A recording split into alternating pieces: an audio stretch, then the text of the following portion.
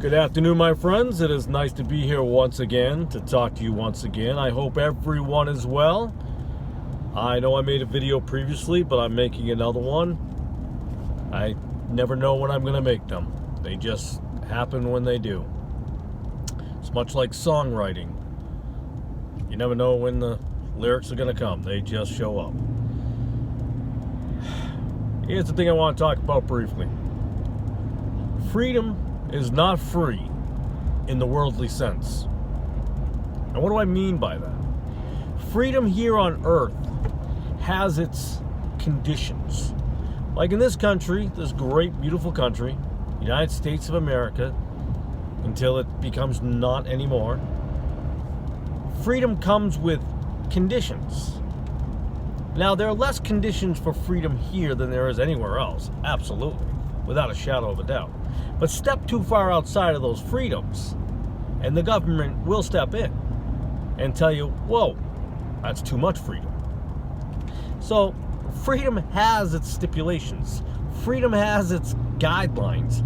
Freedom, at the end of the day, is not true freedom. We often think, I'm going to get a plot of land, which I would like to do. Live out there and raise chickens, by the way, which I like to do, which is terrific. And live off the land, which I think is very biblical. I think that's exactly what you should do if you could do it. Not everyone can, and that doesn't make them a bad people for that. It's just they're not in a position to do so. So be it. But if you can do it, absolutely. Just like I say with homeschooling. Can everybody do it? No. But if you can, absolutely do it. You're better off that way. But again, freedom is not always going to be free. Unless, of course, you give your life to Jesus. And you say to yourself, well, how is that free? How is that free? I have to follow all these rules and regulations. And it's funny because you have to follow less regulations in the Bible, if you really get down to it, than you do in the earthly sense. We have more laws and restrictions in this country and everywhere else in this world than there are in the Bible. And people will say, oh, you can't do this and you can't do that. Well, yeah, there are the can-dos and the can't-dos. But you have them on earth. If you sit down and you truly think about it, you 100%, and I'm throwing a number out there without verifying the percentage number, huh? I sound like CNN. But you're far more likely to follow and fail more rules given to you by the government of which is controlling your life currently. Now, how much sense does that make? But you follow less rules in the Bible, and people will say, hey, listen, hold on. There's going to be Christians who will go, wait. There's rules in the Bible. You can't just do anything you want. You can't tell people they can do anything they want. I didn't say that. See, that's how some churches and some denominations like to get you under their thumb. They want you to believe that you need them to explain the Bible, to decipher it, because there's so many added doctrines to the list and so many sidetracks and brochures, and this book has to go with this book and that book and the other. If you truly sit down, and you'll find.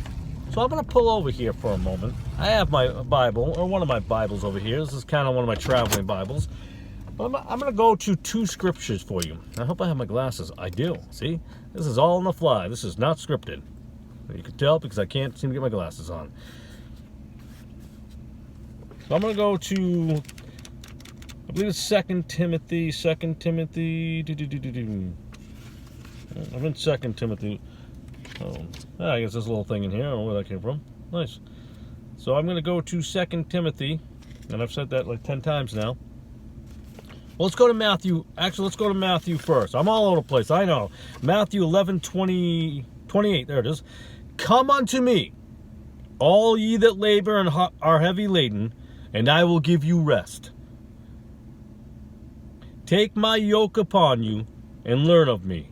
For I am meek and lowly in heart, and ye shall find rest unto your souls. For my yoke is easy, and my burden is light. See, he takes on all that worry. You give it up to him, and you'll be fine. He's got your back.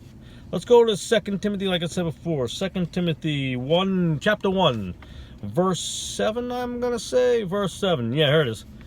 For God hath not given us the spirit of fear, but of power, and of love, and of a sound mind. How about that? That's pretty good stuff right there. So, yeah, what do you see right now? Fear. Fear of the unknown. Fear of viruses. Fear of losing your rights in wherever you live. Fear of the government. Fear, fear, fear. Fear on Fox News. Fear on CNN.